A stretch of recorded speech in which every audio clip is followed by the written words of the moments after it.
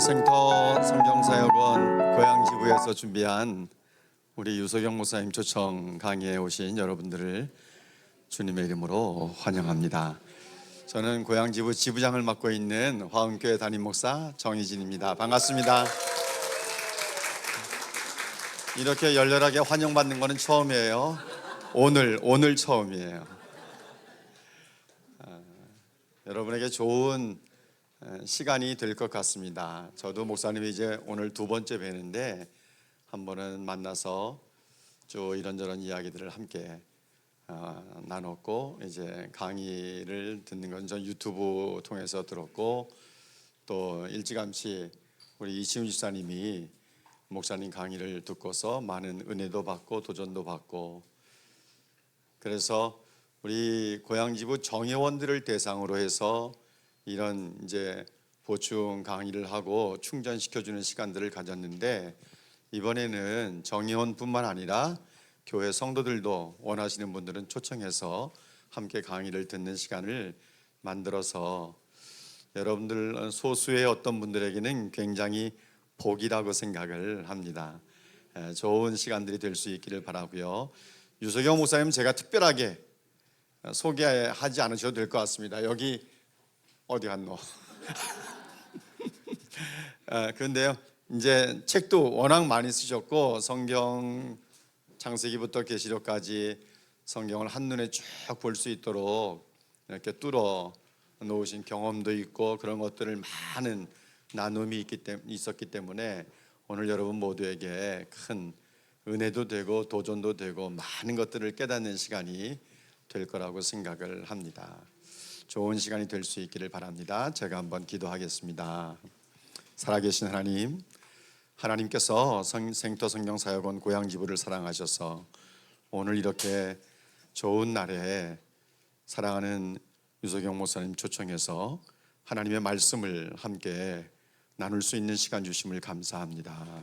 어떻게 하다 보니까 여기까지 온 것이 아니라 하나님의 치밀하고 섬세한 계획과 인도하심 속에서 우리에게 말씀을 듣는 귀한 시간을 허락해 주신 줄 믿사오니, 이 시간 성령께서 친히 이 자리에 임재해 주시고 오늘 이 자리에 참석한 모든 사랑하는 형제자매들 마음속에 성령의 역사로 말씀이 보이는 시간 되게 하시고, 또 말씀이 우리가 알고 있는 것들을 다시 한번 꿰는 시간이고, 그리고 말씀을 관통하는 시간이 될 수 있도록 도와주시기를 원합니다. 강의하시는 목사님 하루 종일토록 피곤치 않도록 새 힘 더해 주시옵소서. 우리 모두에게 큰 은혜가 되고 기쁨이 되고 감격이 있고 감동이 있는 시간 되게 하시며 하나님께만 영광이 되게 하여 주시옵소서. 우리를 사랑하시는 예수님의 이름으로 감사하며 기도드리옵나이다. 아멘. 우리 강사님 나오실 때 뜨거운 환영의 박수로.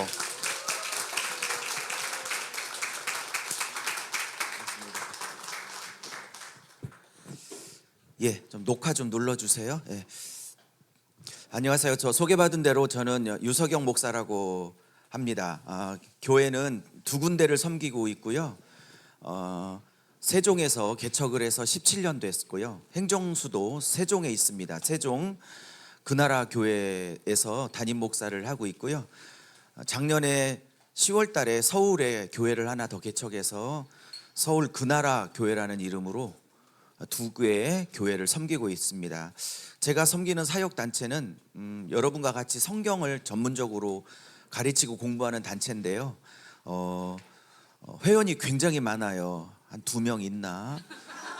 저하고 집사람 이렇게 2명 있는데요.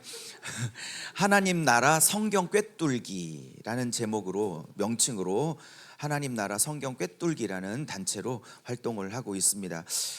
저의 주사역은 이제 우리 목사님처럼 이렇게 개교회 담임 목사를 두 군데 하고 있고, 빈 시간에는 이제 주로 이제 목사님들을 주로 가리켰어요. 그래서 주로 이제 뭐 합동 측, 통합 측, 감리교, 뭐 성결, 오순절, 그다음에 침례교, 네네, 초교파로 목사님들 성경을 주로 가리켰고요.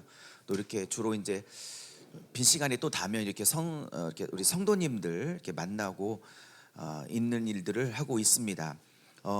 저는 이제 목사님들도 많이 가르쳐 봤는데 성도님들 만나는 게 너무 즐거워요. 왜냐하면 성도님들은 이렇게 잘 스펀지처럼 잘 받아주시고 반응을 잘 해주시잖아요.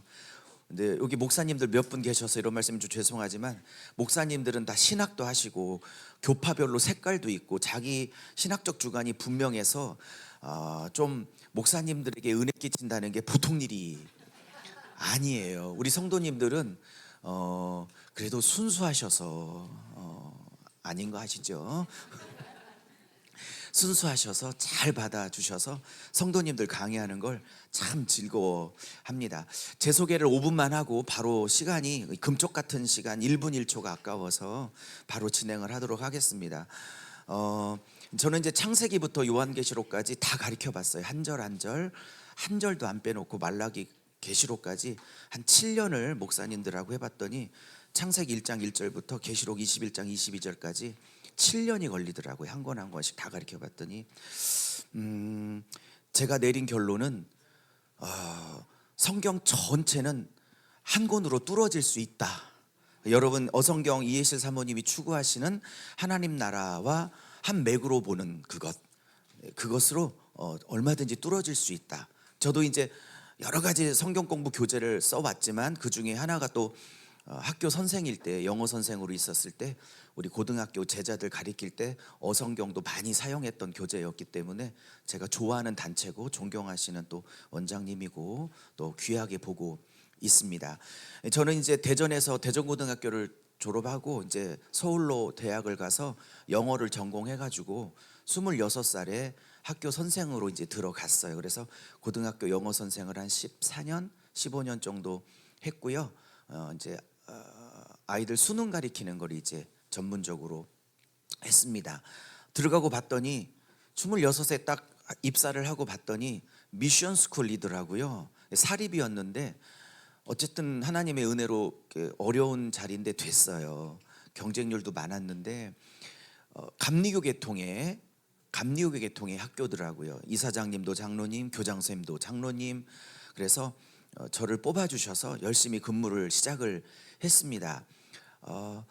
근무를 시작하고 26살에 1년차 근무를 열심히 영어를 가르치고 있는데 3개월쯤 됐을 때 돌아가신 소천하신 장로님이셨던 교장선생님이 저를 교장실로 부르세요. 유 선생 들어와 그래가지고 이제 들어갔더니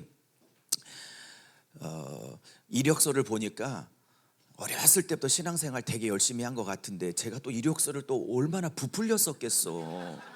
합격하고 싶어서.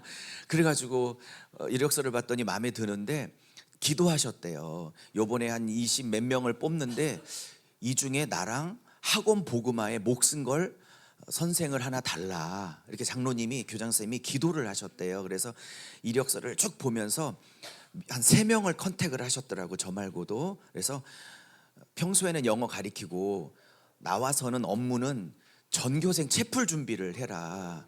2,000명이 넘는 고등학교였는데 3명을 면접을 다시 보셨어요. 그 중에 제가 하나였던 거예요.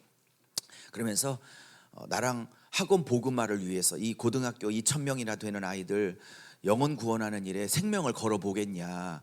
그래가지고 뭐 생명까지 그래갖고 내가 참 그래서 네 그랬습니다. 그랬더니 3명을 다 면접 보시고 일주일 만에 다시 연락이 오셨어요. 유 선생 들어와. 그래서 교장실로 들어갔더니 네가 당첨됐다. 야, 너 나랑 하자. 그래서 거기서 노 땡큐 이렇게를 어떻게 해. 나를 뽑아주신 적인데 오너인데. 그래서 예 열심히 하겠습니다. 그래갖고 이제 그때부터 26살 때부터 강제적으로 청소년 사역을 시작했어요. 제 주 업무는 봄 가을에 있는 전교생 전체 2,000명 예배. 그래서 뭐 장경동 목사님부터 옹 기장이 뭐 소리엘 뭐 이런 팀 다 불러서 섭외하고 밥 먹이고 사례비 주고 그다음에 콘티 짜고 이런 모든 일들을 다 했어요. 그다음에 주말마다 7시부터 8시까지 수업 시작하기 전에 1시간 자율 예배가 있었는데 애들이 한 400명이나 500명씩 와요. 나중에 신앙이 엄청 좋아서 오는 줄 알았더니 자율학습 빠지려고 오는 거였어요. 그래가지고 그 아이들 데리고 매주 15년 동안 채플 준비를 하는 일들을 했고, 주보 만들고 애들 찬양단 준비시키시고 뭐 콘티 짜고 뭐 이런 일을 해서 이제 영어는 전공을 했으니까 이제 부업으로 했고요. 저의 주업은 이제 예배 인도하고 예배 준비하는 일을 한 15년 강제적으로 26살 때부터 하기 시작했어요. 열심히 재밌게 잘 했는데요. 이제 제가 왜 성경에 빠져들었나를 지금 말씀을 드려 볼게요. 그렇게 이제 진행을 하고 있었는데 1년쯤 됐을 때 교장실에서 호출이 다시 왔어요. 하여튼 뭐 호출이 오면 뭔가 일이 있는 거야. 그래서 다시 들어갔더니 유 선생 잘하고 있어 그러더니 태스크를 하나 더 주겠대. 임무를 하나 더 줄 텐데 이런 일을 해버려서 뭐요 장로님 그랬더니 너무 잘하고 있는데 애들을 좀 성경을 좀 가리키면서 해봐 이렇게 명령을 내리셨어요. 그래갖고 제가 아니 교장 선생님 저는 이제 영어 선생으로 뽑으셨는데 내가 이 교회 이 학교의 전도사도 아니고 나는 영어만 가리키면 되지 왜 이러시냐고 그랬더니 교목이 계신데 교목 목사님이 계신데 너무 바쁘셔가지고 토요일 날 오셔서 잠깐 설교만 하시고 전혀 아이들 손을 못 대시는 거예요. 그러니까 감리교 계통이니까 속회? 뭐 속회라는 이름으로 있더라고요. 감리교라. 그러니까 그 신앙부장 하나를 뽑아가지고 속장이란 이름으로 임명해서 임원이 전교생 50명이 있는 거예요. 각 반마다 한 명씩 대표를 뽑아가지고 그 아이들을 성경 공부를 시키면서 하라 그래서 교목님 계신데 그분이 하시면 됐더니 너무 바빠서 못하니까 네가 담당 교사니까 애들 일만 시키지 말고 성경 좀 가리키면서 해 이렇게 명령이 떨어지셨어요. 1년 만에 제가 27대 그래가지고 이제 발등에 불 떨어진 거죠. 어렸을 때부터 교회를 다녔지만 뭘 성경을 쥐뿌리나 알아야 뭘 가리키죠. 근데 가리키라고 하니 참 그래서 제가 이게 지금 제가 올해 만으로 55세니까 대부분 누님들인가요? 그죠? 예, 제가 55세니까 지금 거의 한 30년 전 일인가 봐요. 28년, 29년 전 일인가 봐요. 29년 전에 기독서점 가가지고 제가 이러이런 사정이 있어서 가리키게 됐으니 빨리 좀 책을 소개해 달라고 그랬더니 지금 이게 거의 30년 전 일이에요. 그때 무슨 책을 그 서점 누님이 주셨냐면 요즘도 나오더라고요. 외국 저자인데 테리 홀이라는 외국 목사님이 지셨던 성경의 파노라마라는 책을 주셨어요. 성경 전체를 스토리 라인으로 개관하는 책이죠. 그때는 흑백으로 한 권이 나왔어요. 요즘은 칼라로 PPT까지 선물로 껴가지고 3권이 나오죠. 제가 수도 없는 교재를 다 써봤는데 초신자용, 완전히 생기초 초신자용으로는 이만한 교재가 없어요. 예수를 처음 믿은 자에게 성경을 가리킬 때는 이런 책이 가장 좋은 것 같아요. 요거 뭐 하고 난 다음에 또 이제 어성경으로 그 다음 단계로 갈 수도 있을 거라고 생각하는데 하여튼 생기초는 이게 가장 책으로 좋겠다 이런 생각을 하게 된 거죠. 이러면서 이제 아이들하고 성경 공부가 시작이 됐어요. 이렇게 길게 하면 안 되는데 좀 줄여 볼게요. 그리고 너무너무 재밌는 거예요. 27 애들을 가리키려고 먼저 성경을 공부하는데 너무 재밌어서 다 이거를 워드로 타이핑을 쳐가지고 50명 애들에게 다 나눠주고 성경 전체를 창세기부터 말라기 계시록까지 테리올 목사님이 끌고 가는 대로 쭉 인도를 받아서 성경을 한 2년 3년 가리키기 시작했어요. 근데 그때부터 이제 너무 성경이 재밌기 시작한 거예요. 막 성경이 저를 막 빨아들이기 시작한 거예요. 아멘하면 어디 덧나나 모르겠어요. 그리고 참 우리 성도님들 여기 두 분 와 계신데 저는 충청도에서 자랐고 충청도 토백이고 목회도 충청도에서 해요. 이 말은 뭐냐? 거의 아멘을 못 들어봤다라는 걸 의미해요. 여러분 충청도 목회가 굉장한 장점이 있어요. 변함이 없어. 굉장히 듬직하고 변함이 없어. 근데 단점도 한두 개 정도 있는데 이 양반들이 무슨 생각을 하는지를 몰라. 그리고 아멘을 하면은 어디 지옥 간다고 생각하나 봐. 그래서 아멘을 언제 하면 이번 주에 은혜 받으면 다음 주나 다다음 주에 아멘을 해. 그러니까 충청도에서 목회를 한 17년 했다는 것은 뭐에 굶주려 있냐면 아멘. 어려운 용어로 I'm still hungry for amen. 그래서 여러분이 오늘 3시 반, 4시 반, 4시까지 이렇게 끝날 텐데 여러분이 저에게 줄 수 있는 건 아무것도 없어요. 뭐 밥을 사주겠어, 뭘 해주겠어. 여러분, 그래요. 여러분이 저에게 할 수 있는 건 아멘만 해주시면 저에게 보약을 주시는 것과 같아요. 감사합니다. 어쨌든 그래서 이거를 한 3년 가리키고 애들 졸업시키고 그랬더니 3년쯤 가리켰더니 너무 심심해 또 저게. 그래서 서점 누님한테 또 가가지고 이 다음 단계 그랬더니 막 고민을 하시더니 지금은 온누리교회 그 당시에는 장로님이었지만 지금 오사카의 목사님이 되신 고 하영조 목사님의 그 장로님이었던 그 당시에 문봉주 대사, 문봉주 장로님 지금 목사 됐죠. 그분이 쓰셨던 한 700페이지짜리 성경의 맥을 잡아라라는 됐다 두꺼운 책이 그때 막 따끈따끈하게 나왔어요. 그 책을 갖고 왔더니 한 단계 더 위인 거야. 그래서 그 책을 또 열심히 타이핑 치고 워딩 작업을 해서 애들한테 다, 애들이 못 사니까 다 나눠주고 토요일 날 컵라면 하나 먹이고 50명을 2시간 성경 공부시키고 2시간 무릎 꿇고 기도시키고 막 그때 애들 방언 터지고 막 귀신 나가고 막 별일이 다 나 있었어요. 그때 그래서 제가 신학을 나중에 했는데 자꾸 애들하고 손 붙잡고 기도하면 귀신이 나가고 방언이 터지고 막 이러니까 신학을 나중에 하게 된 거예요. 그래서 저 책도 한 3년 4년 했더니 너무 재밌는 거예요.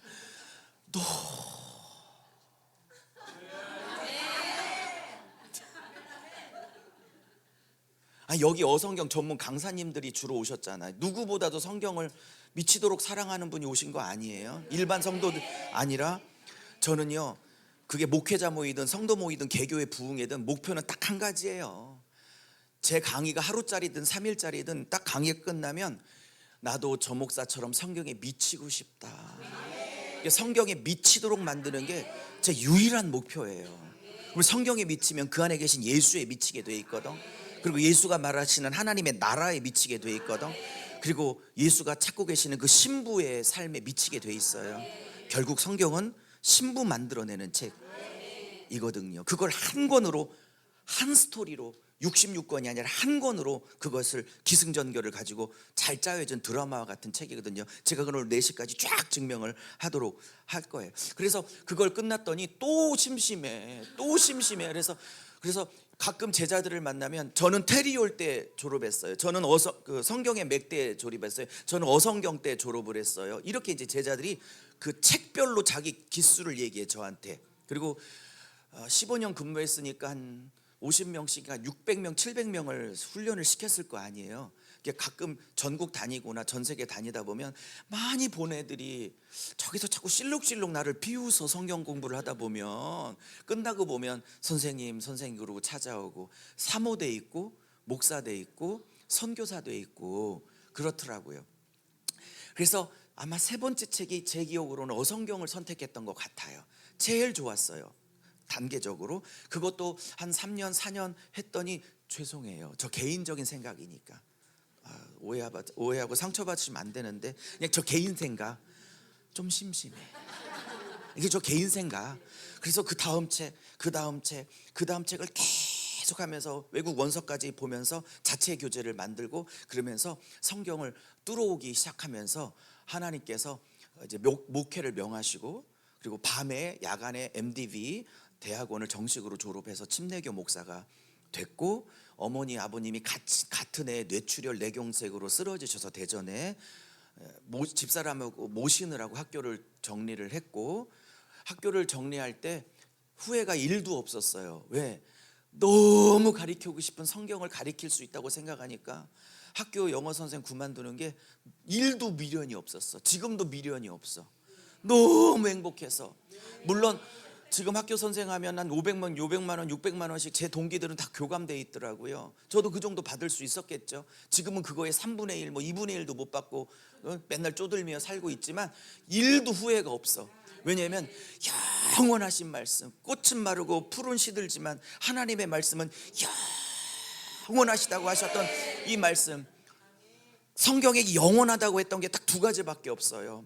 사랑만 영원하고 하나님의 말씀만 영원해. 여러분의 돈도 명예도 이쁜 외모도 잘룩한 허리도 언젠가는 다 사라지게 말 거라고. 그런데 사랑과 하나님의 말씀은 미치겠어 아주 그냥. 말씀 때문에 미치겠어 아주. 재밌어가지고 오늘 4시간에 4시까지 이 미치도록 행복한 이 성경에 막 미쳐가지고 다 미쳐 살 수 있게 되기를.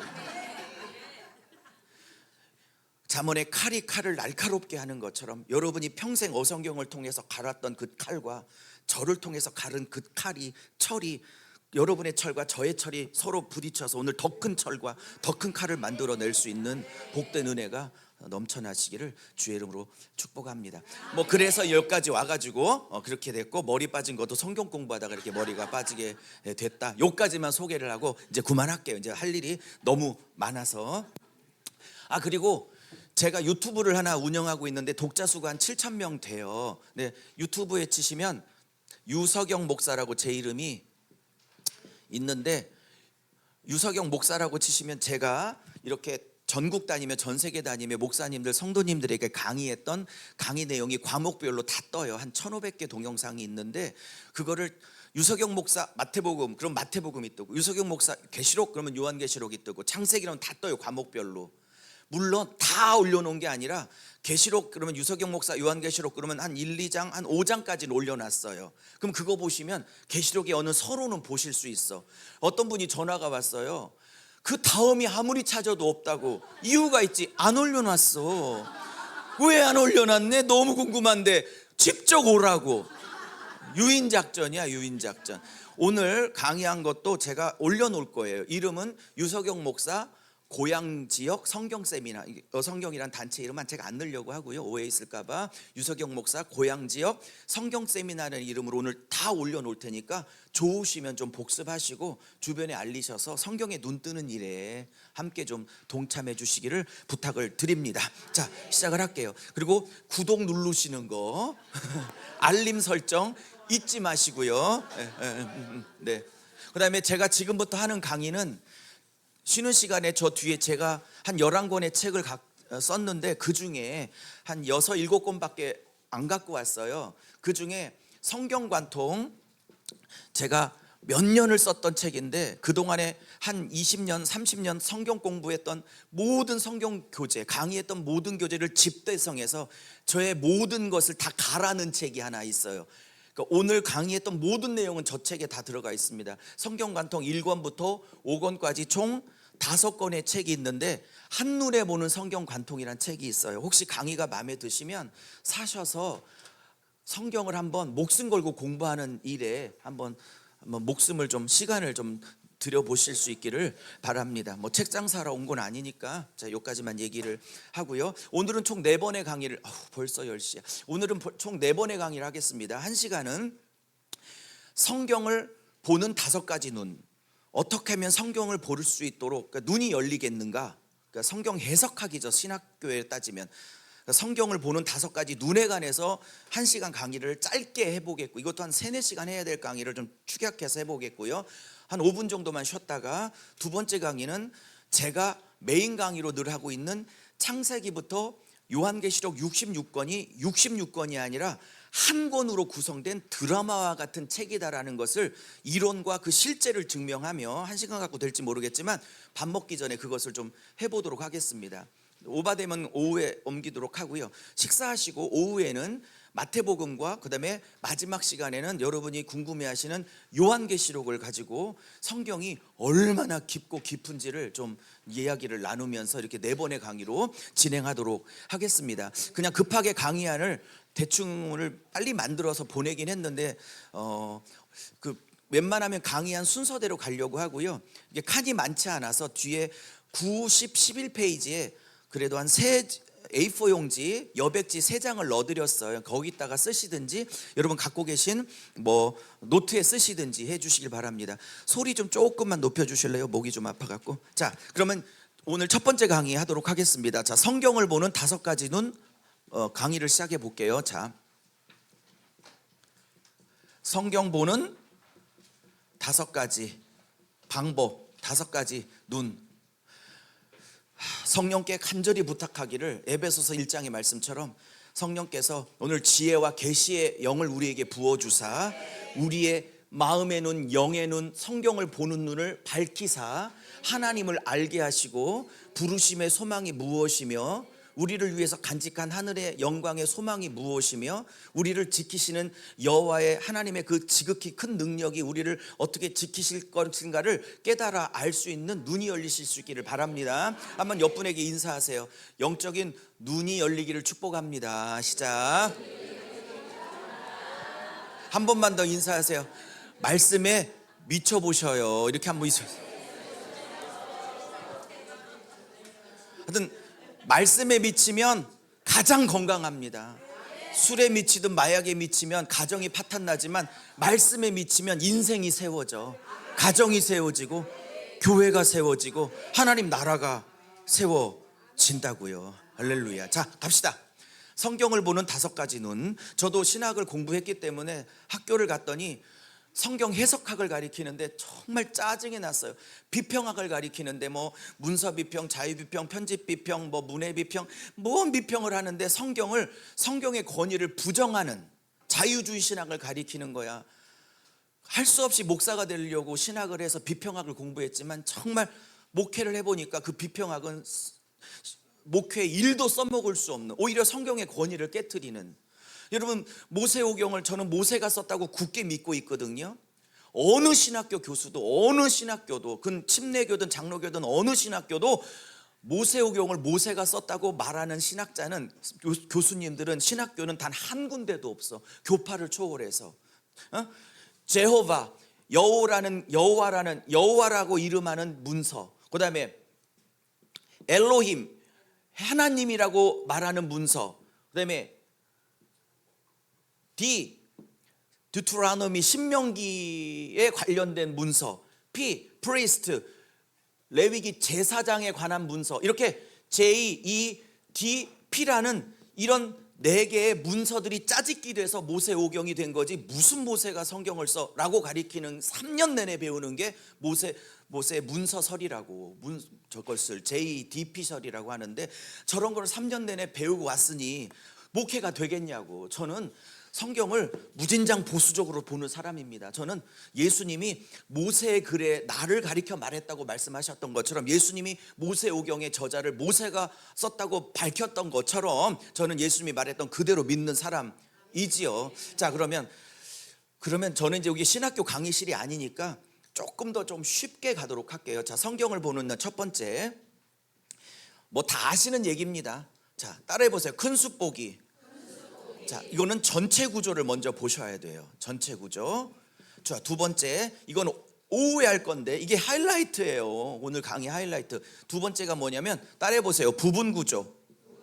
이거는 나무 보기예요. 나무 보기.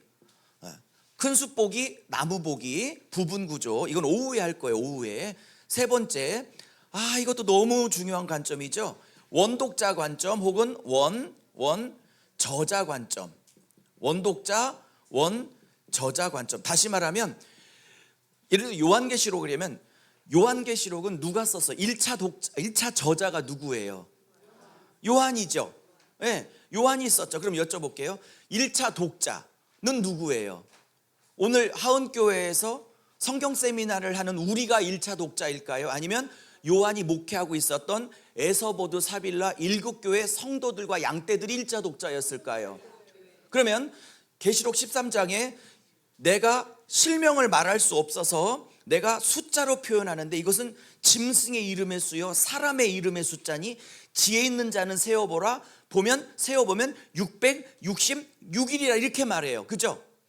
맞죠? 그러면 1차 저자인 사도 요한이 1차 독자인 초대교회 7교회 성도들에게 지혜 있는 자는 세어보라 666인데, 이거는 사람의 숫자요 짐승의 이름의 숫자라고 말했을 때는, 1차 저자가 1차 독자들에게 666으로 썼을 때는 서로 알아들을 수 있는 신호로 쓴 거죠. 그렇죠? 그러면 이 666이 세대주의자들처럼, 언제 요한계시록은 꼭 배우셔야 돼요. 진짜 누구한테 배우든 계시록은 반드시 배워야 돼. 그러면 세대주의 종말론자들이 말하는 것처럼 이게 바코드냐, 또 베리칩이냐, 많이 들어보셨죠? 뭐 이거 막 베리칩으로, 그다음에 최근에 코로나 백신이라고도 얘기하는 사람도 있어. 막 666을 무슨 말인지 아셨죠? 그러면 성경을 해석하는 원칙 중 3번 설명하는 거예요. 성경을 해석하는 원칙 중에 뭐냐면 원 저자가 원 독자에게 이 단어, 이 문장, 이 표현, 이 상징, 이 비유를 왜 사용하고 있는지 그 당시 그때로가 1차 저자의 의도를 파악하고 그것이 2000년이 지나 베리칩인지 바코드인지 백신으로 적용 가능할지는 두 번째, 세 번째, 네 번째 문제라 이거예요. 그러면 사도 요한이 이 7교회 성도들에게 세어보라 짐승의 혹은 사람의 이름의 숫자는 666이라 할 때는 둘이 서로 알아먹을 수 있는 그 당시 저자의 의도가 있었다 이거죠. 그게 뭔지는 뭐 계시록 할 때 설명을 하겠지만 그것에 대한 원독자의 의도를 파악하지 않은 채 직접 오늘의 의미를 적용하는 건 어불성설이라 이 말이에요. 무슨 말인지 하셨습니까? 그래서 3번은 성경을 해석하는데 기초 중에 기초야.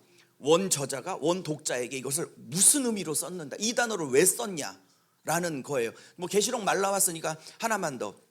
여러분 제가 계시록 얘기를 말했으니까 해볼게요.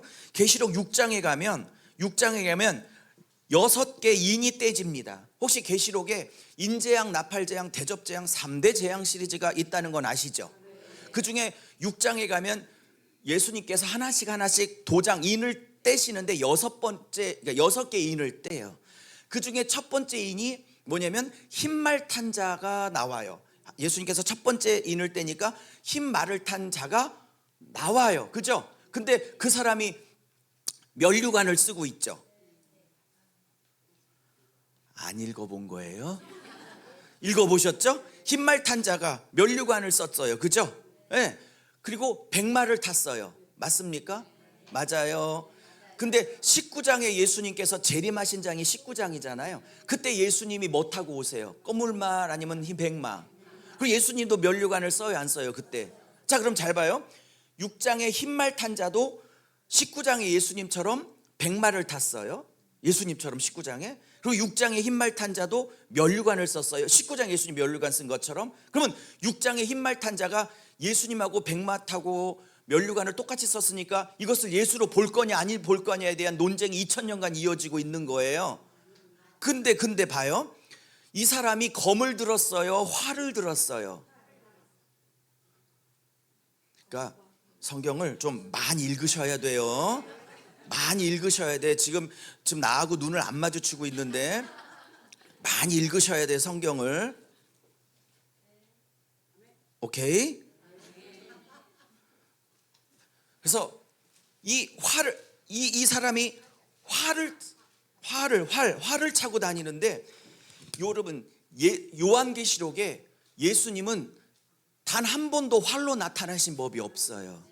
요한계시록에는 항상 예수님은 활이 아니라 뭐를 갖고 계셔? 입에 검을 갖고 계시죠. 그죠? 그러면 왜 사도 요한이 이 흰말 탄 자를, 물론 성령 안에서 본 거지만 이 흰말 탄 자가 왜 활을 가졌을까라는 부분을 공부를 하셔야 돼요. 그러면 요한계시록은 언제 쓰여졌냐면 로마 황제 도미티안, 뭐라고요? 도미티안이라는 11대 황제가 AD 81년에 정권을 잡아서 죽을 때까지 96년간 정권을 잡았는데 한 95년쯤 쓰여진 게 요한계시록이에요. 그러면 요한계시록에 로마 황제는 한 60명이 있었어요. 그러니까 60명 중에 36명 정도인가가 자기를 신격화시켰는데, 이 36명 중에, 잘 들어보셔요, 36명 중에 신격화를 했는데 대부분은 자기가 죽고 난 다음에 자기 아들이 죽은 아버지를 신격화를 시켰어. 살아생전에 자기를 신격화시키는 왕은 거의 없어요. 그러나 로마 황제 36명 중에, 총 60명 중에 36명이 신격화됐는데 그 중에 딱 3 황제가 자기가 살아있을 때 권력을 통해서 압박을 해가지고 스스로 살아생전에 자기를 신으로 스스로 추앙한 자가 딱 3명이 있어요. 3대 황제 갈리큘라, 5대 황제 그 유명한 네로, 그 다음에 그 유명한 11대 황제, 요한계시록의 배경이 되고 있는 그 극악한 황제 도미티아누스.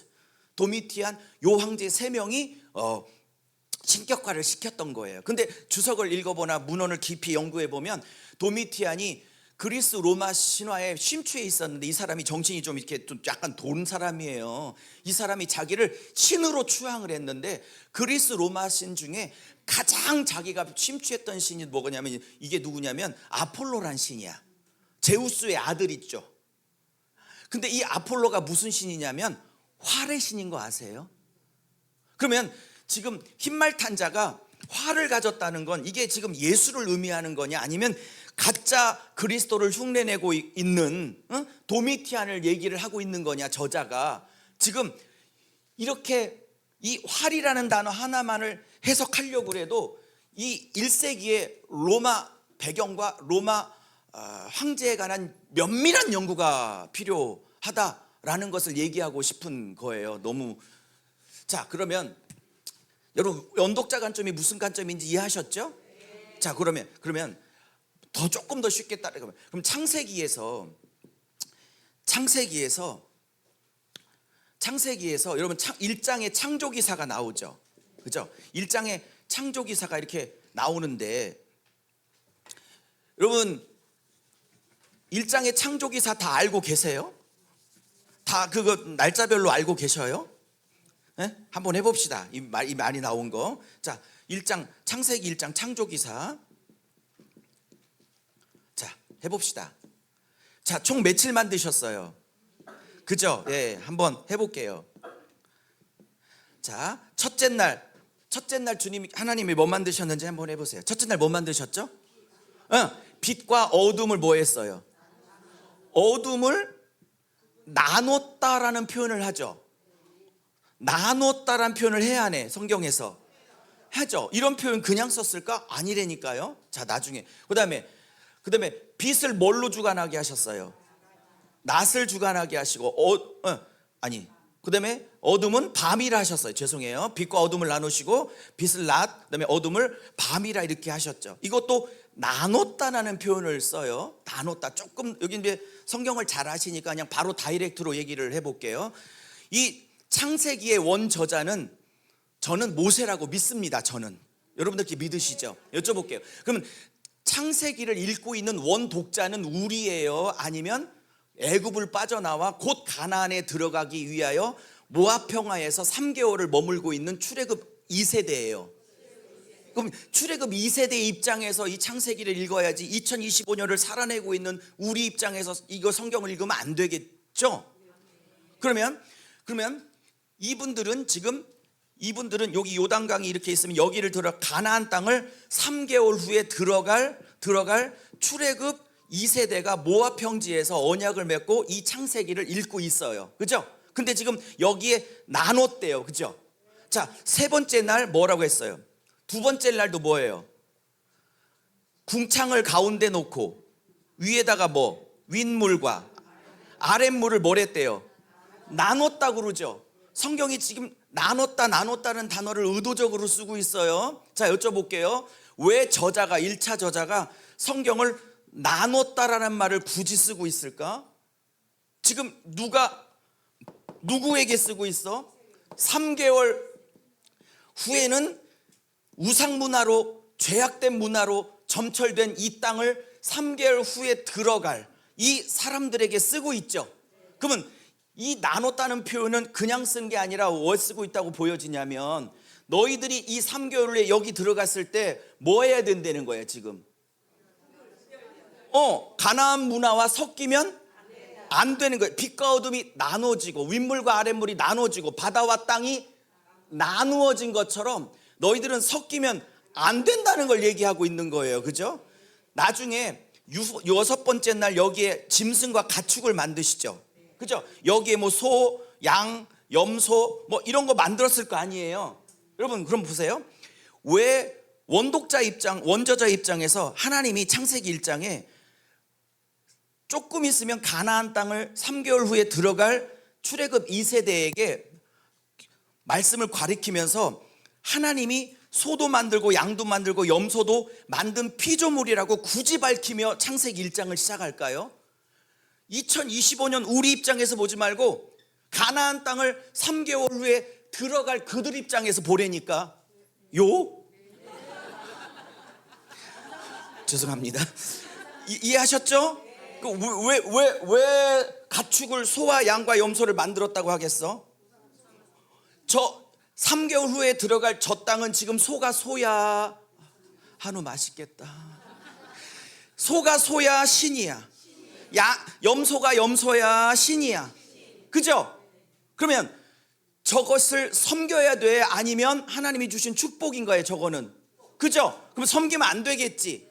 그러면 저 가축을 하나님이 만들었다는 건 3개월 후에 들어갈 저 땅에 이미 소와 염소를 양을 신으로 섬기고 있는 저 땅을 집어넣기 전에 너희는 절대 저것을 신으로 우상으로 섬기면 안 된다. 그러면 하나님이 여기다가 해와 달과 별을 만들었다고 그래. 이게 넷째 날이야. 그죠? 그럼 원독자 관점에서 봐봐. 원독자 관점에서 봐봐요. 그렇지. 그러면 해는 해야 아니면 신이야. 거기서 애굽에서는 벌써 신이잖아. 달은 달이야 신이야. 별은 별이야 신이야. 그래서 열왕기 상하에 1월 성신 섬기지 말라고 하죠. 근데 그걸 지금 하나님이 너희를 위해서 만든 피조물에 불과하다고 못 받고 들어가는 모세의 심정을 알겠냐고. 원저자의 심정을 알겠냐고.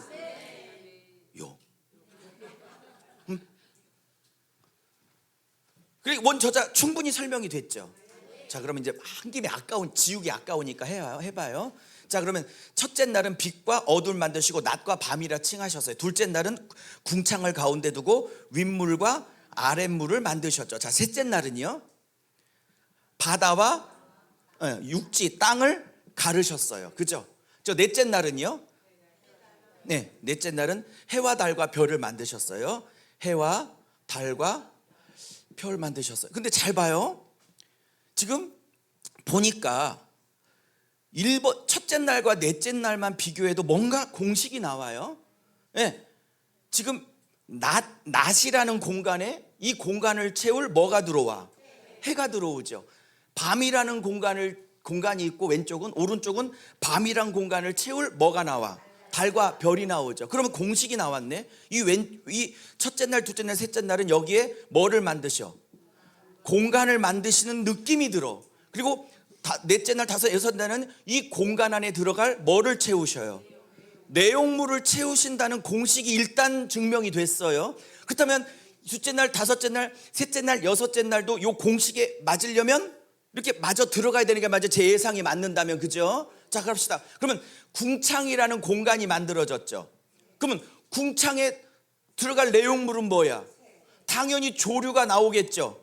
맞습니까? 그리고 아랫물이라는 바다가 일단 있잖아. 여기 둘째 날도. 그러니까 여기 뭐 만들겠어? 물고기가 여기에 있겠죠. 찾아봐요. 다 이렇게 마저 들어가지. 그러면 셋째 날은 땅이라는 공간이 나왔죠. 그러면 땅에 살아야 될 가축과 짐승, 그 다음에 아담과 하와, 그죠? 사람이 여기에 만들어지겠죠. 와, 애워지지도 않는 이 창조기사, 6일의 창조기사가 왼쪽은 공간, 오른쪽은 그 공간을 채워서 만드시는 내용물, 그죠? 탁탁 떨어지죠. 그러니까 일부러 애울 필요가 있어. 그냥 저절로 애워져.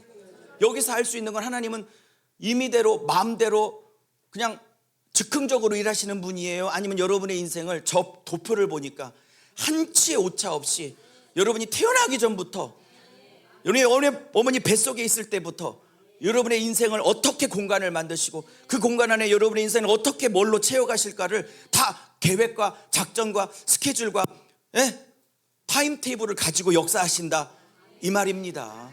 한치의 오차 없이 일하시는 주님을 믿으세요. 아멘이십니까? 그리고 일곱째 날 여기에 안식하시죠. 이렇게 지금 제가 5가지 중에 좀 시간을 투자해서 원독자 관점만 조금 말씀을 드렸어요. 지금 1, 2번은 손도 못 대고 있네요. 그죠? 자, 그 다음에 네 번째는 무슨 공부를 하셔야 되냐면 문법적 공부를 하셔야 돼요. 근데 이거는 평신도가 하기 어려워. 이거는 헬라어, 히브리어에 관한 지식이 좀 있어야 하기 때문이죠. 이거는 이제 목회자들이 신학을 하고 헬라어 히브리어를 그래도 수업을 좀 들은 목회자들이 공부해서 성도님들에게 알려줘야 될 부분이다라고 저는 개인적으로 생각하고 있어요. 그러면 문법적인 영역이 얼마나 중요한지에 대해서 얘기를 해보도록 하겠습니다. 자, 요한계시록 1장 4절로 한번, 혹시 성경책 갖고 오셨어요? 아니면 핸드폰을 좀 한번 보셔도 되고요. 계시록 1장 4절로 가겠습니다. 또 1장 8절 두 개만 찾을게요. 계시록입니다. 지금 문법적 4번 이거 하고 있어요. 자, 1장 4절 한번 다 같이 찾아서 읽어. 근데요, 저 강의한 지 한 30분 지났거든요. 재밌으세요? 괜히 오셨어요? 아니, 진짜. 진짜. 네, 그래요. 네, 감사합니다. 자, 1장 4절 8절 읽겠습니다. 시작.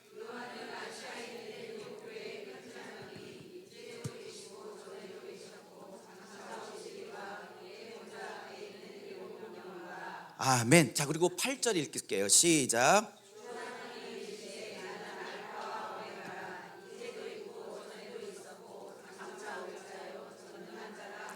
아멘. 1장 4절과 8절이 완전히 똑같진 않지만 거의 비슷한 단어로 반복되고 있죠.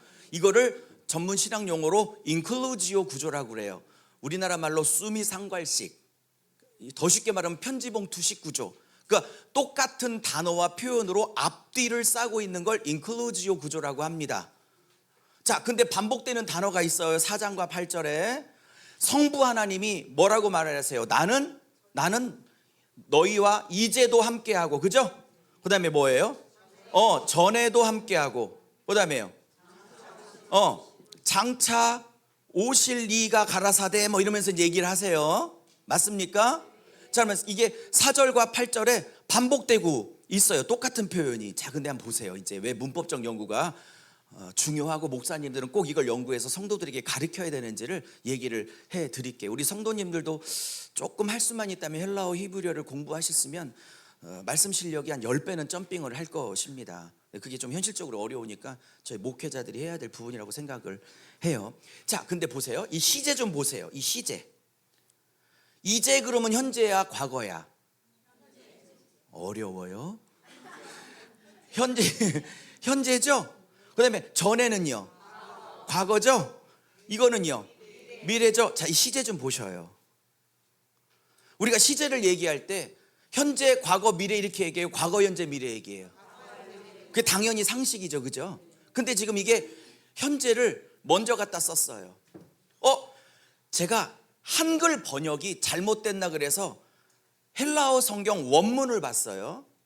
원문을 봤는데 원문도 현재역이 먼저 나와. 온이라는 이 헬라어인데 온이라는 말이 먼저 나오고 n이 두 번째 나오고 에르코마 이렇게 세 번째가 나와요. 어쨌든 그러면 헬라어 원문도 영어 성경도 한글 성경도 현재가 이렇게 먼저 나왔어요. 자, 질문 드릴게요. 자, 1번. 왜 저렇게 썼을까? 문법을 파괴한 거죠. 그죠? 무슨 말인지 아세요? 여러분, 영어에 I love you 그럼 무슨 뜻이에요? 난 널 사랑해 그런 뜻이죠. 근데 가끔 영화를 보면 뭐 저보다 영어 더 잘하시는 분이 많이 계시겠지만 죄송하지만 가끔 영화에 한 남자가 여자를 꼬실 때, 작업 걸 때, 프로포즈 할 때 이런 표현을 가끔 영화에 써요. You, I love 이렇게 써. 그럼 이게 무슨 얘기예요? I love you 그러면 난 널 사랑해라는 평서문이지만 이걸 도치법을 써서 you를 앞으로 빼버리면 무슨 뜻이에요? 너란 말이야. 너란 말이야. 내가 사랑하는 여자는 이런 뜻이란 말이죠. 폼을 잡는 거예요, 그냥. 무슨 말인지 아셨죠? 그러면 이걸 도치법이라고 그래. 그러면 지금 전에도 이제도 장차 이렇게 써야 될 과거, 현재, 미래를 지금 요한이 땡겨서 썼죠. 자, 질문 드릴게요.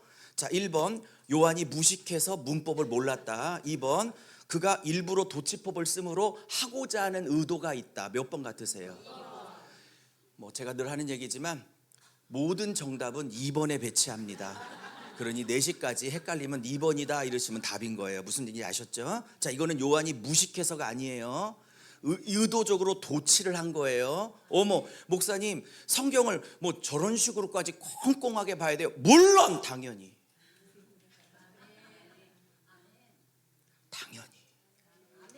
샅샅이 불꽃처럼 한 단어, 한 토시, 한 문장, 한 표현들, 이건 목사들이 해야 되는 일이라고. 그러면 무식해서가 아니라 의도를 가지고 이제란 말을 썼다면, 그것도 4장과 8절에 두 번을 이렇게 의도적으로 반복을 하고 있다면, 자, 질문 들어갈게요. 왜 그럴까요? 요한은 왜 의도적으로 현재를 갖다 쓰고 있을까? 에서보드 사빌라 7교회 성도들에게 이 편지를 읽으라고 하면서 성부가 이제도 계시고 전에도 계시고 장차 오실리라고 이렇게 왜 힘주어, 그것도 두 번이나 4절과 8절에 힘주어 두 번이나 도치를 써가면서 하고 있을까라는 거예요. 왜? 원독자 관점에서 보라고. 왜 쓰고? 왜? 원저자 관점에서 보라고. 왜 그러냐고. 역시 어성경 강사들 맞아. 잘하고 계셔요. 잘하고 계셔. 지금 책망과 칭찬은 동시에 존재하지만 7교회가 공통점은 뭐야? 로마 황제 도미티안에게 어제도 끌려가고 오늘도 끌려가고 내일도 끌려갈 거 아니야. 짐승의 밥으로 던져지든 화염감 땔감으로 던져지든 죽어나가고 있는 현실이 있잖아요. 핍박받고 있는 7교회 현실이 있잖아. 재정 때문에 힘든 현실이 있잖아요. 여러분, 자녀 문제 때문에 힘든 현실이 있잖아. 남편 문제 때문에 힘든 현실이 있잖아. 질병 때문에 힘든, 하나도 문제가 없어. 좋겠다. 현실이 있잖아요. 그죠? 예. 근데 앞에 딱 끌어써서 현재를 감이 오죠. 감은 오는데 문장으로 정리가 안 되지. 감은 오는데 그거예요. 그러니까 지금 고난받고 있는 7교회에게 사도 바울을 통해서 성부 하나님은 뭘 얘기하고 싶으냐면, 나는 단지 너희와 함께 있었던 것도 아니고 과거에 앞으로도 너희와 함께 하는 것만 아니라, 그러니까 과거에 있었던 정도가 아니고 미래에 있을 정도가 아니라, 그죠? 나는 고난받고 있는 너희들의 오늘 현재의 삶에 나는 함께하고 있다고 지금 앞으로를 갖다 쓰고 있는 거잖아요. 성경에 순서, 표현, 단어 하나 굉장한 의도가 있는 거라고. 대충대충 볼 게 아니고 미치도록 정확하게 꼼꼼하게 그렇게 성경을 봐야 하는데, 자, 또 하나, 지금 문법적 연구를 얘기하고 있는 거예요. 왜 문법 연구가 중요한지. 또 하나, 장차 오실리예요. 저는 성부가 장차 오실리라고 그래서 당연히 이거를 미래형이겠지라고 헬라어 원문을 찾았어요. 제가 헬라어 원문을 찾았는데 제가 깜짝 놀랐어요. 장차 오실리라고 그래서 미래형인 줄 알았더니 우리나라 말로는 미래형이죠. 그죠? 근데 헬라어 원문은 이게 현재형이다. 현재 분사형이야. 그러면 현재 분사형은 우리 영어에 현재 진행형이 있죠. 뭐뭐하고 있는 중이다라는 ing형, 진행형 아시죠? 그러면 저거를 문법으로는, 헬라어 문법으로는 저게 현재 진행형을 쓰고 있어. 미래형이 아니라. 그러면 어떤 의미를 가져? 사랑하는 7교회 성도들아, 나는 지금 현재 고난받고 있는 너희의 현실아, 나는 지금도 너희와 함께하고 있고, 그리고 제가 설명을 약했지만 이건 과거형이 아니라 미완료형이야. 그러니까 이거는 정확하게 말하면 미완료형인데, 이 가운데 거는 미완료형은 뭐냐면 동작이 안 끝난 걸 얘기해. 지금 현재도 너희의 눈물과 함께하고 있고, 미완료형으로 과거부터 지금 미래까지 계속 함께할 것이고, 오케이? 그 다음에 세 번째, 나는 너희들의 고난을 해결하기 위하여, 도미티안의 핍박과 포갑을 내가 끝장내기 위하여 나는 언제쯤 올 거야, 이게 아니야. 이건 미래형이지. 나는 지금 에르코마이 달려오고 있는 중이야, 이렇게 쓰고 있다. 자, 계시록 얘기 나왔으니까 계시록 22장으로 갑니다. 22장 7절로 갈게요. 계시록 22장 7절로 갈게요. 14절로 갈게요. 14절. 여러분, 찾는 동안에 한번 질문할게요. 얼마나 성경을 많이 하시는지. 마태복음에 몇 가지 복이 나올까요? 5장에 몇 가지 복? 잘하셨어요. 어떻게 하셨을까? 잘하셨어요. 그럼 계시록에는 몇 가지 복이 나올까요? 7가지 복이 나와요. 오늘 처음 들어보신 분이 계시죠? 어머, 계시록에도 복이 나와요? 예스. 정확하게 7가지 복이 나와요. 오늘은 그거 설명할 시간은 없겠지만 마태복음의 8복도 다 여러분의 것으로 누리시고 계시록의 7가지 복도 다 여러분의 것으로 누리시기를. 일단 뭔지 모르고 아멘을 하셨지만 하나씩 설명하기 시작하면 안 받고 싶을 건데 어쨌든 다 여러분의 것으로 누리시길 바랍니다. 그 중에 22장 14절을 제 기억이 맞다면 7가지 복 중에 7번째 제일 마지막 복이 계시록 14장으로 22장 14절로 기억해요. 아마 두루마기를 빠는 복이라고 나오지 않을까요 혹시? 자, 한번 읽겠습니다. 시작.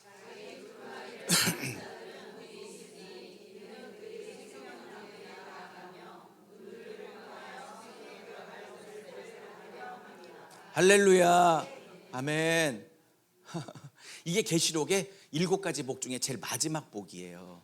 누가 복되대요? 예수님이 뭐래요? 어떤 사람이 복되대요? 강남에 100평짜리 있으면 복이래요? 벤츠 캐딜락 타고 다니면 복이래요? 유명한 지위와 학벌을 갖고 있으면 복이래요? 뭐가 복이래요? 두루마기를 빠는 자. 자, 여쭤볼게요. 그러면 여기서 두루마기라는 것은 흰 두루마리는 뭘 얘기를 할까요? 이건 우리가 예수님 믿고 구원받을 때 예수님이 우리의 죄의 옷을 싹 벗겨내시고, 할렐루야, 당신의 거룩한 의의 옷으로, 그리스도라는 옷으로, 골로새서 표현처럼 그리스도라는 옷으로, 의의 옷으로 우리에게 입혀주신 구원의 두루마기가 확실해 보여요. 무슨 말인지 아셨죠? 그럼 예수 믿을 때 여러분 입으신 거라고.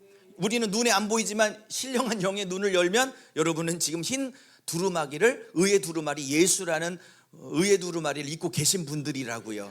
자, 근데 7번째 복을 뭐라고 그래? 내가 올 때까지 무슨 자가 복이 있대? 더럽히고 있는 자,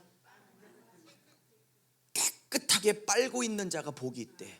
그러면 계시록의 마지막 복은 뭐냐면 회개를 촉구하고 끝나고 있다 이거야.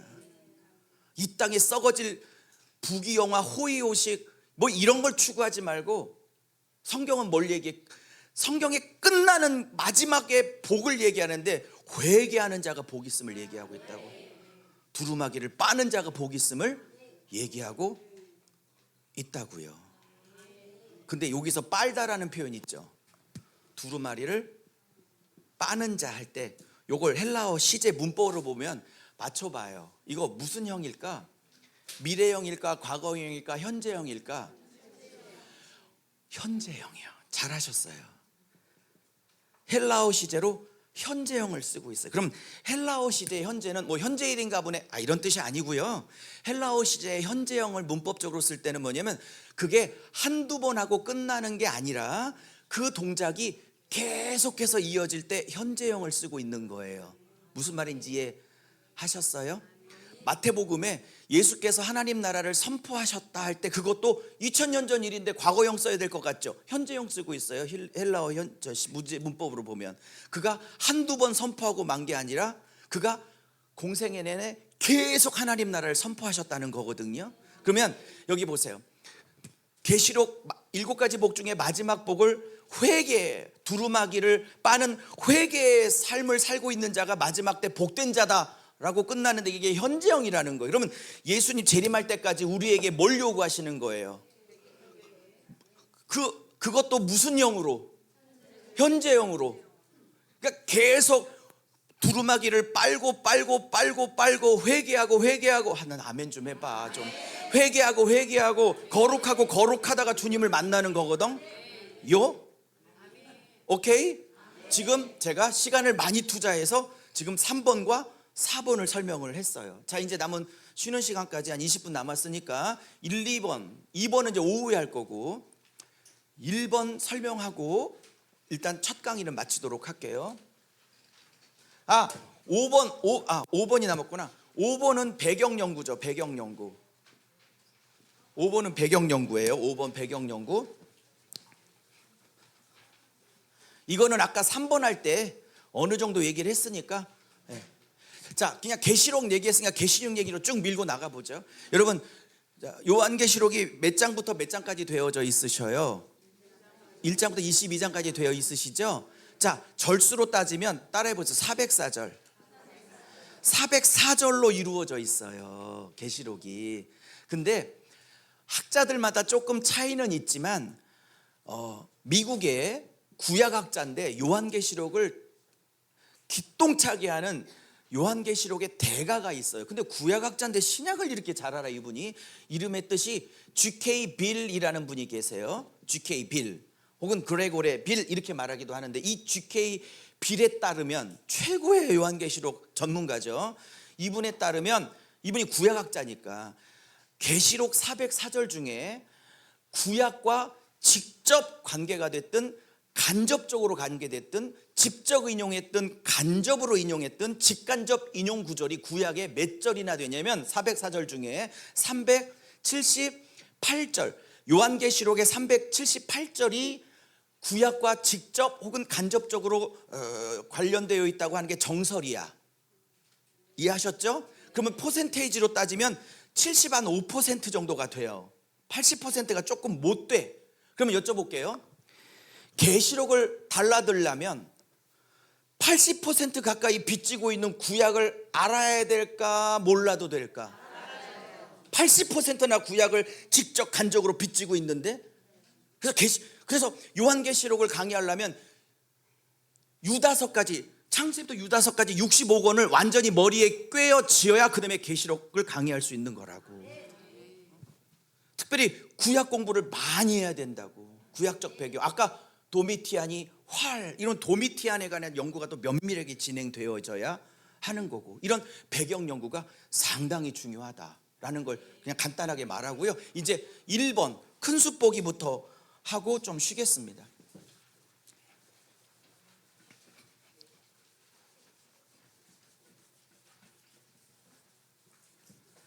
자, 큰 숫보기. 이건 쉬워요. 예. 자, 성경 전체 구조를 먼저 보는 거예요. 여러분, 예를 들면 요한계시록을 공부한다 그러면 보통 1장 1절부터 막 읽기 시작해. 그러니까 성경이 안 열려. 여러분, 저는 책을 살 때 원칙이 하나 있어요. 이렇게 책을 살면 보통 서문과 목차를 보면 이 책을 2만 원, 3만 원에 쓸 돈을 써야 될지 말아야 될지가 금방 나타나. 즉 전체 구조를 훑어보고 이걸 살지 말지를 결정을 저는 보통 하거든요. 그러니까 성경을 읽을 때도 이런 2번, 3번, 4번, 5번을 공부하기 전에 먼저 큰 숲을 먼저 봐야 돼요. 근데 큰 숲을 보는 방법은 두 가지가 있어요. 어성경에서 너무나 잘 아는 이 스토리 라인, 이렇게 전체 이야기 줄거리라고, 이야기 라인, 이야기 줄거리를 쭉 따라서, 특별히 이제 하나님 나라 관점으로, 예실 사모님이 잘하고 계시는 하나님 나라 관점으로 이렇게 어성경처럼 스토리 라인으로 쫙 성경을 꿰어가는 아주 기초적인 공부죠. 너무 좋죠. 근데 저기에서 만족하시면 아니 돼요. 네? 아니 되고 그 다음으로 가셔야 되는데, 조금 좀 전문적인 얘기를 하자면 오늘 이 단어는 처음 보실 텐데요. 키아즘 구조라고 있어요. 뭐라고요? 키아즘 구조라고 하는데, 이거는 뭐냐면 교차 대칭 구조라고 그래. 뭐라고요? 네, 신학에서는 교차 대칭 구조. 여기 신학하신 분 혹시 계셔요? 교차 순환 구조, 뭐 동심원 구조, 교차 병행 구조, 뭐 다양하게 쓰지만 그냥 교차 대칭 구조라고 말할 수 있어요. 그럼 왜 키아즘이라는 말을 썼냐, 이런 거예요. 자, 여기 보세요. 제가 지금 X라고 썼죠. 영어의 X지만 헬라어는 이거를 뭐라고 했냐면, 헬라어로는 키라고 읽어요. 영어의 X처럼 생긴 게 헬라어로는 키입니다.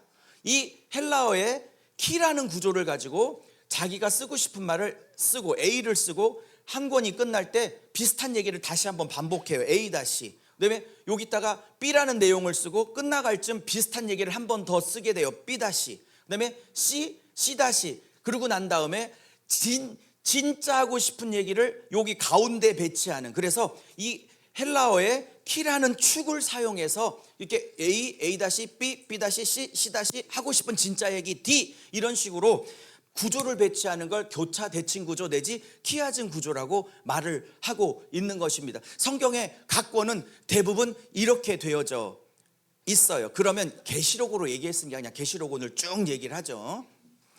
괜찮죠?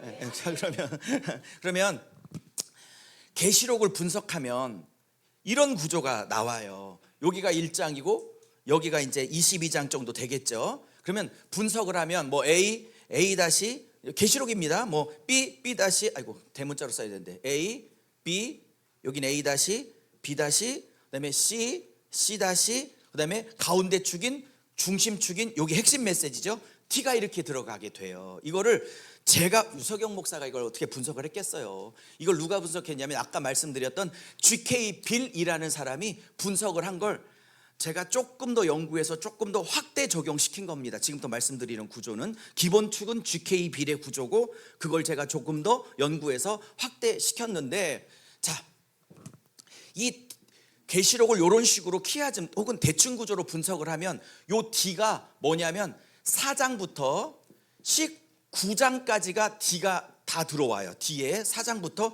19장까지가 중심이에요. 그러면 계시록 혹시 읽어보셨는지 모르겠지만 4장에 보면 하늘 보좌가 이렇게 나오고요. 19장에는 예수님의 재림이 나와요. 이때 예수님이 재림할 때 두 짐승도 작살나고 용과 불신자도 다 작살이 나죠.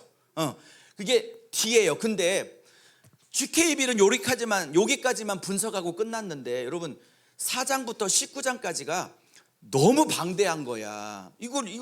이게 핵심이란 건 알겠는데 이게 너무 방대하니까 이거를 제가 다시 분석을 했어요. 그래서 이거를 분석을 다시 했더니 요 4장부터 19장까지를 다시 분석해서 소문자로 분석을 했는데 이게 저 뒤에 제 요한계시록 책이 있으니까 혹시 궁금하신 분은 보시고요. 이 4장부터 19장까지를 소문자로 A B 뭐 B 이렇게 C 쫙 분석하면 F번이 나와요. 소문자로. 요게 어디냐면 계시록 11장 15절에서 18절이에요. 계시록 11장 15절에서 18절이 F번이야. 그럼 정리하자. 정리해 볼게요.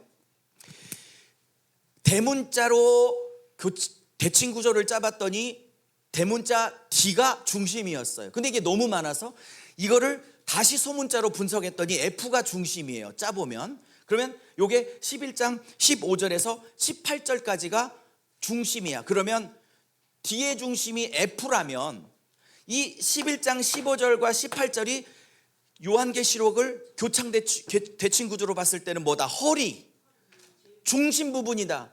중심 메시지라는 게 이제 논리적으로 오시죠. 자, 그러면 11장 15절을 다 찾겠습니다. 그러면 사도 요한이 진짜 말하고 싶은 게 뭘까? 사도 요한이 진짜 말하고 싶은 걸 11장 15절로 딱 갖다 놨는데 이 사람이 진짜 계시록에서 말하고 싶은 핵심 내용은 뭘까? 그게 F라는 거예요. 자, 11장 15절로 갑니다. 자, 찾으셨으면 아멘. 자, 같이 한번 읽어볼까요? 시작.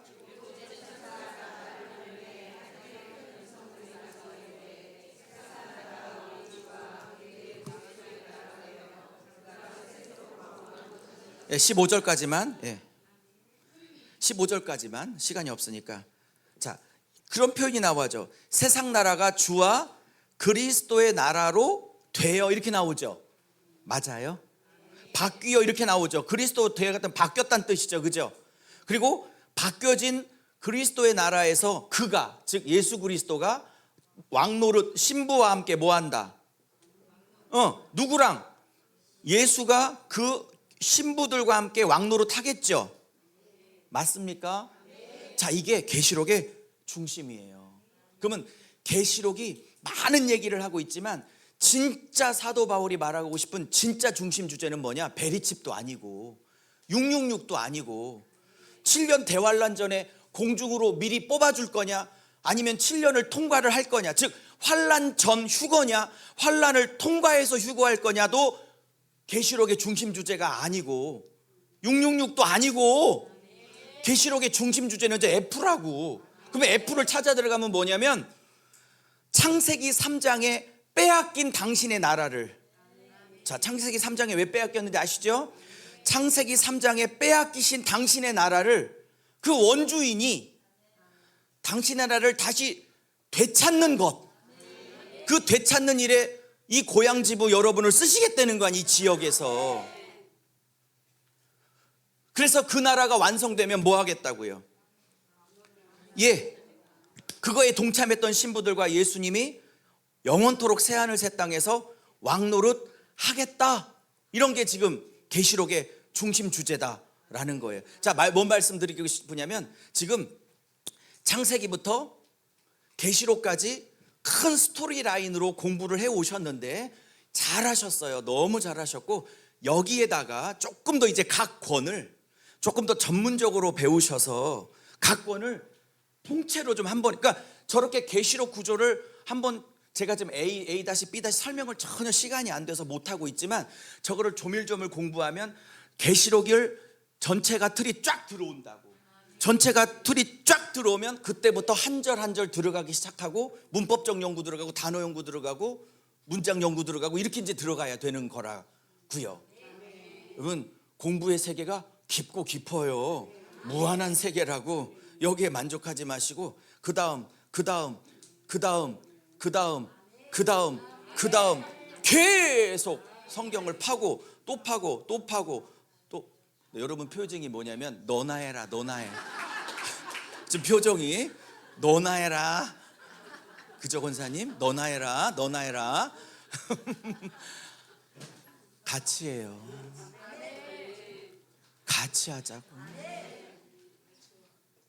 같이 미쳐보자고. 자, 5분만 강의하고 쉬고 이제 두 번째 강의 하겠습니다. 그러면 두 번째 할 강의를 좀 미리 시간을 줄이기 위해서 5분만 얘기하고 마쳐볼게요. 자, 이제 첫 번째 강의는 끝났고요. 성경을 보는 눈 5가지는 끝났고요. 이제 두 번째 강의 서론을 잠깐 5분만 하고 쉬도록 하겠습니다. 쉬는 시간 드릴게요. 자, 그러면 자, 여러분의 교재를 보셔요. 교재를 보시면 2페이지인가 3페이지인가부터 하나님 나라, 성경은 66권인가 한 권인가라고 제가 글을 썼어요. 제가 썼던 책에 서문을 발췌한 건데요. 보셨죠? 한 권이냐 66권 이렇게 나왔죠. 자, 여러분 여쭤볼게요. 성경은 66권이 맞죠? 네, 정경 66권이 맞아요. 근데 문제는 뭐냐면 성경이 한눈에 쭉 뚫어지려면, 한번 여쭤볼게요. 여러분 어성경도 오래 공부하셨는데 그런 분이 있기를 바랍니다. 창세기부터 계시록까지 66권이 한눈에 쫙 꿰지는 경험이 있었다, 한번 아멘 끄덕여 보셔요. 있어? 있으셔? 몇 분이 끄덕이네. 난 배우고 싶어. 강사하세요. 일로 와서 강사해. 내가 배워야지 누굴 가리키고 있어. 난 그런 분이 있으면 무릎을 꿇고 배우고 싶어. 무릎을 꿇고. 진짜. 요. 아직 못 봤어. 근데 66권으로 보면 성경이 안 열려요. X 쳤다고 해서 성경이 66권이 아니란 뜻이 아니라, 성경이 열리려면 66권으로 보는 게 아니라 성경을 몇 권으로 봐야 된다? 기승전결. 여기서 결은 예수님이 당신의 나라를 완전히 완성해서 신부들과 함께 새하늘 새 땅에서 아버지 하나님께 영광을 돌리며 신부와 신랑이 영원토록 사랑으로 왕노릇하더라. 그게 기승전결의 내용이에요. 맞죠? 결국 그 새하늘 새 땅, 그 천국에 들어갈 거, 그 새 땅에서 예수님의 신부로 살려고 지금 이렇게 하고 있는 거잖아요. 뭐 여러분 지식자랑하려고 지금 여성경 강사하고 있는 거 아니잖아요. 신부 돼야 되는 거잖아요. 그죠? 그러면 성경을 드라마와 같이 기승전결을 갖고 있는 한 권의 책으로 보셔야 돼. 이걸 신학에서, 신학교 하신 분은 아시겠지만 이거를 뭐라고 그러냐면 원북 띠올로지라고 그래. 즉 한 권의 신학이라고 그래. 한 권의 신학. 성경은 66권이 아니라 뭐다? 한 권이다. 근데 우리는 말로만 한 권이라고 그러지 실제 한 권처럼 꿰져? 아니면 잘 안 꿰져? 어떤 책은 잘 알겠는데 어떤 책은 모르겠고, 이 책과 이 책이 왜 연결됐는지 모르겠고, 그죠? 근데 그 이야기를 이제 쉬었다가 한번 하려고 해요. 근데 여러분, 네. 제가 생각할 때 이 성경이란 거는요, 제가 봤을 때 성경은 한국 드라마예요. 한국 드라마. 한드야, 한드. 미드가 아니야, 미드가. 미드가 뭔지 모르는데 미국 드라마. 요즘은 중드라고 하대, 중국 드라마. 일두도 나왔어, 일두도. 여러분, 한국 드라마의 최대의 장점은 뭐냐? 사람을 미치게 만들어. 토요일 날 보기 시작하면 주의를 제낄 가능성이 있어. 왜? 너무 재밌어서.